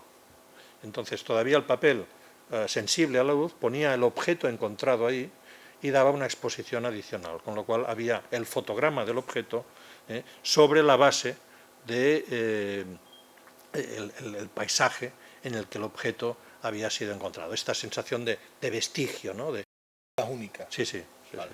Sí. Y además completamente experimentales y aleatorias, es decir, eran irrepetibles y cada vez salían diferentes, ¿no? Entonces, ese mismo procedimiento lo fui aplicando a otras zonas industriales. Por ejemplo, me invitaron a Inglaterra, la zona de Sheffield, que también es una zona industrial. Estuve trabajando en esa zona, en Japón también, con diferentes lugares, es decir, y haciendo unas exposiciones, como veis aquí, donde habían las imágenes, muchas veces en gran formato, junto a las piezas que había utilizado para esos lugares, ¿no? Otro proyecto, ya en 1999-2000, ¿verdad? Hemogramas, que consistían, que pedía, era la época del SIDA y de toda una serie de concienciaciones relacionadas con no solo la enfermedad, sino la dimensión política que tenía, que acarreaba, ¿no? Entonces pedía a gente de mi entorno que me regalasen unas gotas de sangre, ¿no? Entonces yo les facilitaba una hoja de acetato y ellos me daban unas gotas de sangre, ¿no? La primera gota que hacían siempre era redonda, tal como cae, pero como eran fotógrafos, artistas, diseñadores, pintores, la segunda gota ya querían que fuese más original y a veces empezaban a jugar. Por ejemplo, ponían las gotas en el microondas o tal. Entonces empecé a tener un repertorio fantástico de gotas, ¿no? Y entonces esas gotas las utilizaba como negativo, las ponía en la ampliadora y positivaba sobre Cibachrome, con lo cual obtenía como unas manchas con unas texturas fantásticas que no eran fotografías de las gotas, sino eran la misma gota imprimiéndose, ¿no? Entonces esto hacía unas instalaciones, por ejemplo, esto fue en la Galería Elga de Alvear, en Madrid, donde en la exposición, la galería la convertíamos en una clínica, en un hospital. Entonces las fotos estaban en una pared, pero había una cabina con un enfermero o una enfermera que hacía extracciones a los visitantes. O sea, los que querían participar en el proyecto, pues les hacían una extracción de sangre y hacían las gotas que iban renovando a medida que iban habiendo visitantes. Y estos son algunos de los resultados, ¿no? Sí, también, perdona, hay una preocupación por superar el procedimiento tradicional de la fotografía y entrar en otro tipo de retrato, digamos, más simbólico o más personales, que tienen que ver con la esencia de las cosas, ¿no? ¿Hasta qué punto esta sangre representa a las personas que donaron la gota? Sí. Hay una cuestión de identidad, la sangre nos remite a la idea de vida y muerte, de sufrimiento, en fin, de enfermedad. Otra serie se llamó Securitas. Yo vivo fuera de Barcelona. Para ir a Barcelona pues tengo que circular por la autopista y al lado hay una pequeña cordillera de colinas, el sistema del prelitoral. Entonces una vez en contraluz me pareció que esa línea de cordilleras era la silueta de una llave, ¿no? Entonces empecé a buscar qué había detrás de ese isomorfismo, ¿no? Porque las llaves y las montañas se parecen. Entonces me di cuenta de que en ambos casos se trataba de elementos de seguridad, ¿eh? O sea, las llaves son como artilugios que con un determinado código, que es el dentado que hacen, preserva nuestras pertenencias, nuestra privacidad, etcétera, y las montañas son también lugares seguros, lugares que nos protegen, ¿no? Tanto es así que, por ejemplo, todavía hoy, donde hay sistemas montañosos, son normalmente sistemas políticamente conflictivos, ¿no? Los Balcanes, el Cáucaso, etc. ¿Por qué? Porque son lugares donde los ejércitos tradicionales tienen una maniobrabilidad difícil y, por lo tanto, permiten las guerrillas, permiten las defensas pues, al arroz término, etcétera, etcétera, ¿no? Entonces empecé a pedir, de la misma manera que había pedido gotas de sangre, empecé a pedir llaves a mis amigos y también ponía la llave en la ampliadora y la positivaba sobre papel, con lo cual obtenía unas montañas. Eran fotografías absolutamente minimalistas. Había pues eso, el horizonte dentado que daba un blanco para el cielo, un negro para la tierra, solo dos tonos, ¿no? Pero entonces se me ocurrió que sería mucho más interesante si esas llaves no fuesen de personas anónimas próximas a mí, sino de personalidades públicas que ostentasen un determinado control de poder, ¿no? Y dije, Caspita, ya está, voy a enviar una carta al rey que me mande una llave. Y se la mandé. Y el gabinete me contestó que iba a ser que no. Pero entonces le pedí otra a Aznar, que era el presidente del gobierno, y me envió una llave.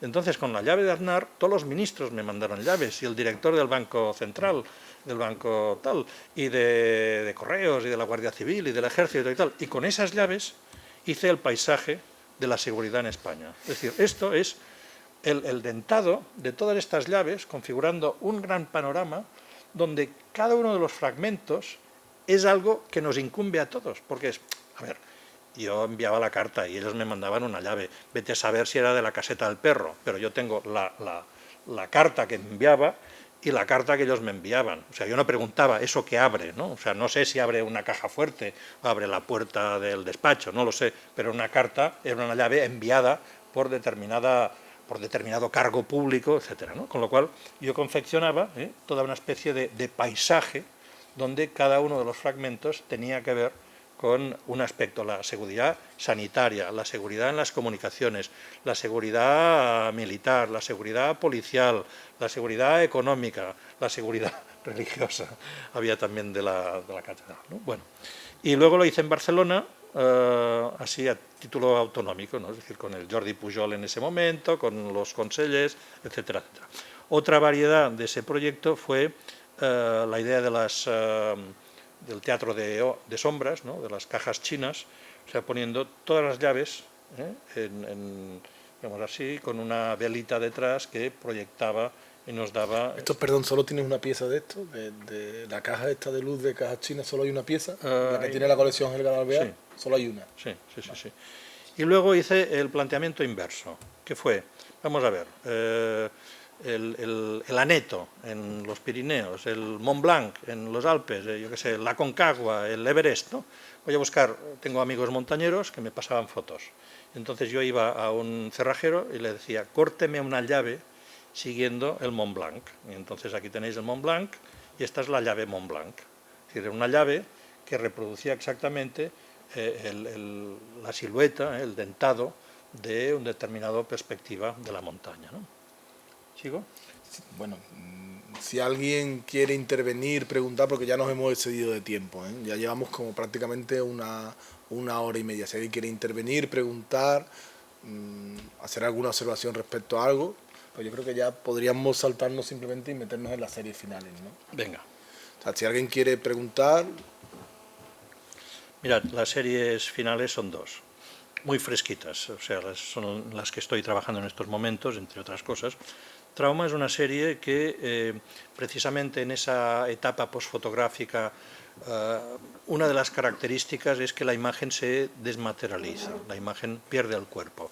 Una imagen digital es una imagen que ya no tiene soporte, está en mi pantalla, pero está en internet, está en todas partes y no está en ninguna, ¿no? Es decir, la imagen pierde esa dimensión de objeto que ha sido vital para muchos de los efectos que hemos atribuido a la fotografía, ¿no? Hay una magia, un elemento casi místico en la fotografía que suplanta la realidad, pero que se queda eso, sin cuerpo, ¿no? Entonces me ha interesado ir a buscar los restos de esa materialidad, ¿no? Entonces estoy visitando archivos, he estado incluso aquí en el archivo provincial de Huelva, buscando materiales, placas o fotografías que están perdiendo la memoria. Es decir, fotografías con Alzheimer, fotografías traumáticas, ¿no? Están sufriendo un trauma. No son fotografías de traumas, sino que son fotografías que están experimentando el propio trauma de que se pierde la información para la cual han existido. Es decir, una fotografía es para retener una determinada representación de la realidad. Nuestro abuelo, un hecho histórico, tal. Cuando eso se pierde, la imagen se vuelve fantasma. Es decir, cuando se corta ese vínculo con la realidad y no queda más referencia que la fotografía misma, la fotografía deviene un espectro, ¿no? Bueno, y aparecen otras cosas. Entonces, cobra valor el soporte. Y entonces, efectivamente, aparece, o sea, lo que nosotros queramos ver. Ya no es lo que había, sino, por ejemplo, esto puede ser un bosque incendiado, ¿no? Es decir, o esto puede ser un paisaje de Turner, ¿no? O sea, son imágenes que encuentro maravillosas, pero son imágenes, en el fondo, de una fotografía que está sufriendo una enfermedad, una fotografía que está sufriendo una patología, un cáncer, que la está destruyendo, que la está reduciendo a eso, a la pérdida absoluta de su razón de ser, ¿no? A la pérdida de memoria. Pero fijaos, por desgracia, qué belleza muchas veces contiene el horror, ¿no? Es como cuando vemos la fotografía, un crucifijo, ¿no? Crucifijo es la imagen de una tortura. Y en cambio muchas veces delante de una pintura de un pintor clásico decimos qué belleza, y luego tú lo piensas y dices, ¿cómo que qué belleza? Están matando a un tío, o a un semidios, o a un dios, ¿no? Entonces aquí es lo mismo, fijaos qué belleza, pero es en el fondo es la belleza del horror, es la belleza de la corrupción, de la putrefacción, de la descomposición, ¿no? Esta, por ejemplo, me parece Penélope tejiendo y destejiendo para que los pretendientes no le den la vara mientras Ulises no llega, ¿no? O esta. Pues, y cuando hago la exposición, pues presento digamos, las placas con una caja de luz y tal, ¿no? Con esto he hecho un libro que se llama Traumdeutung, que pues viene a ser como la portada del libro de Freud, Traumdeutung, la interpretación de los sueños, de 1900. Yo he manipulado el título y en vez de Traum, sueño, Deutung, interpretación, he puesto trauma, la interpretación de los traumas. Por lo demás, y el hecho de que en vez de poner Dr. Sigmund Freud he puesto Dr. Joan Fontcuberta, la portada es exactamente igual al original de Freud de 1900. Y un proyecto que sois los primeros en ver, o sea, todavía inédito, que se presenta en Madrid en septiembre, el Museo del Prado encarga de vez en cuando a artistas hacer proyectos allí, ¿no? Y entonces a mí me interesó, carta blanca, podemos hacer lo que queramos, pues me interesó el grafoscopio. El grafoscopio es una pieza de Laurent, un fotógrafo francés afincado en España que trabajó para la corte de Isabel II y que realizó una pieza que llamó grafoscopio, que consiste en la fotografía de toda la sala principal del Prado, panel a panel, luego montada de manera que se hacía como una especie de panorama, que con una manivela tú te quedabas en el centro y el Prado pasaba delante tuyo sin que tú te movieses de tu silla, ¿no? Me fascinó, porque es como el Google Street View en la letra, antes de que se inventase. O sea, en el Google Street View nosotros hemos de tal así, pero en este caso era la realidad, es decir, te pasaban el Zurbarán, te pasaba el Greco... ¿El tamaño real? El tamaño más o menos así.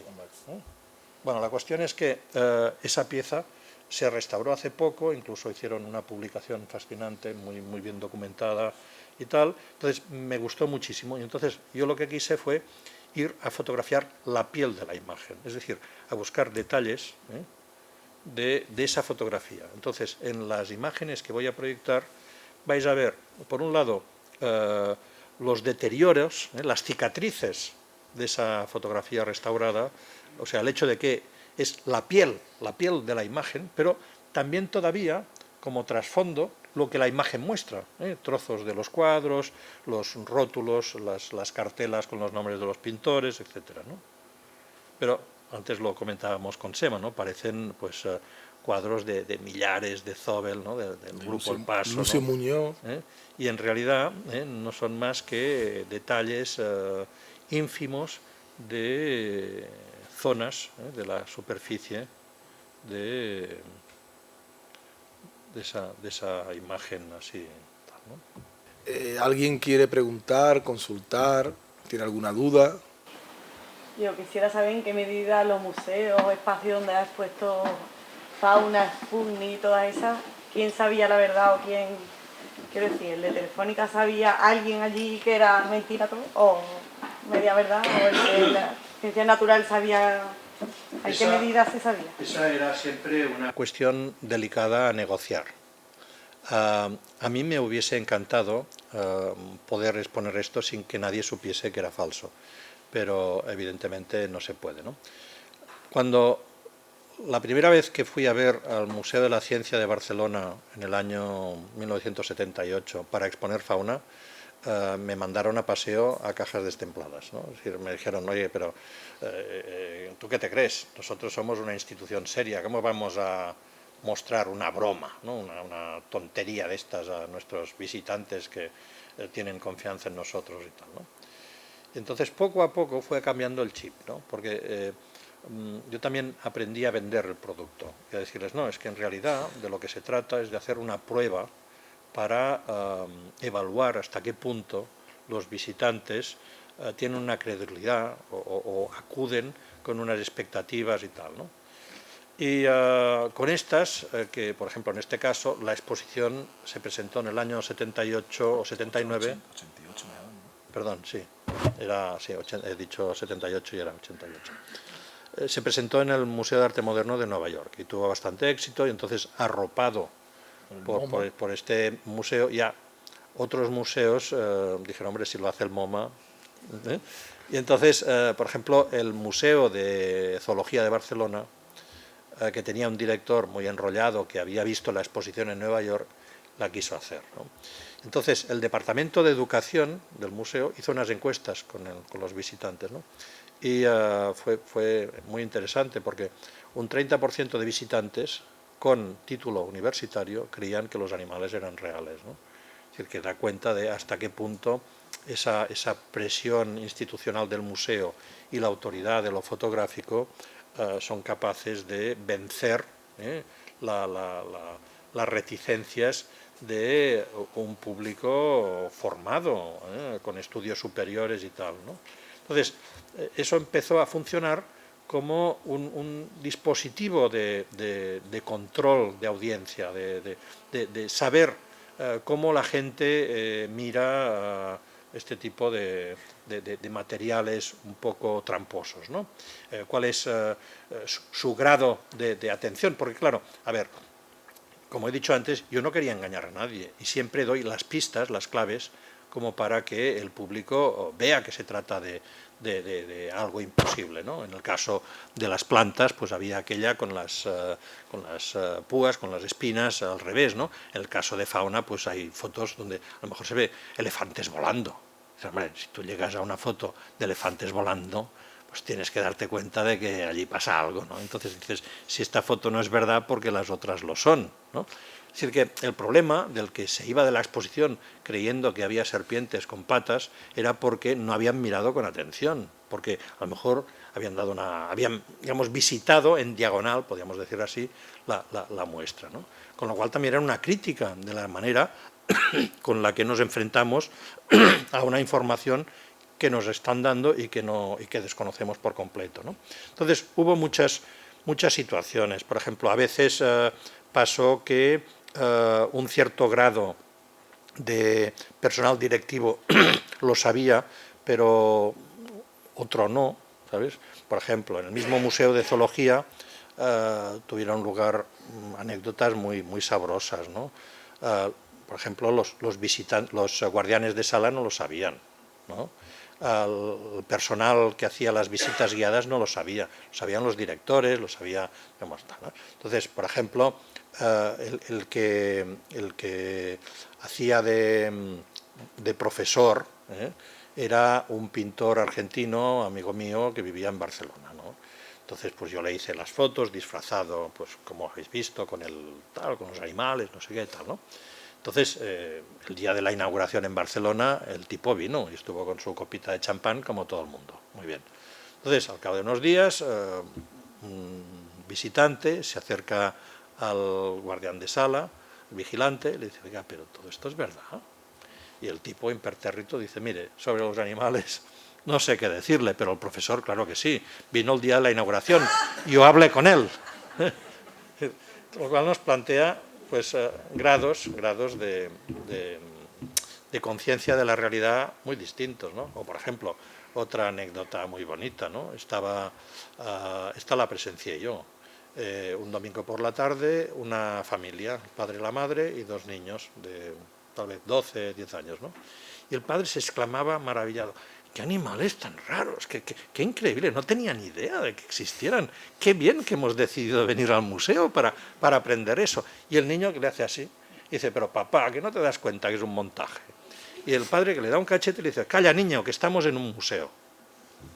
Me pareció fantástico, porque era la explicación exacta de lo que estaba pasando, como en el cuento de El emperador va desnudo, ¿no? Todo el mundo diciendo: qué elegante va el emperador, qué elegante va el emperador, hasta que llega un niño que con toda su transparencia y tal, dice: no, si están pelotas, si no lleva nada encima. Pues el niño le dijo: ¿no ves que es un montaje? Y el padre le dice: cállate, que estamos en un museo. Es decir, como que estamos en un museo, es impensable que nos estén engañando, que sea un montaje.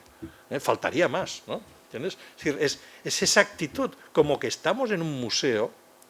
Yo, digamos, desactivo mi escepticismo, desactivo mi incredulidad, desactivo mi sentido común, y eso es muy peligroso. Entonces, para mí eso fue una anécdota perfectamente revelatoria de lo que yo quería combatir, ¿no? Ese desactivar nuestro sentido crítico, que muchas veces lo hacemos por supervivencia, porque tenemos muchos problemas y no queremos además empezar a plantearnos si nos cuentan trolas o nos cuentan la verdad, ¿no? Que es, por desgracia, lo que nos pasa a menudo. Es decir, que no podemos estar todo el rato recelando de todo el mundo, ¿no? Entonces, de alguna manera hemos de gestionar nuestros mecanismos de confianza.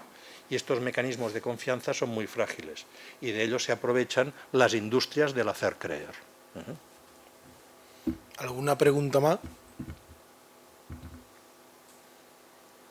Bueno, pues muchísimas gracias por la asistencia y espero que coincidamos pronto. Un placer.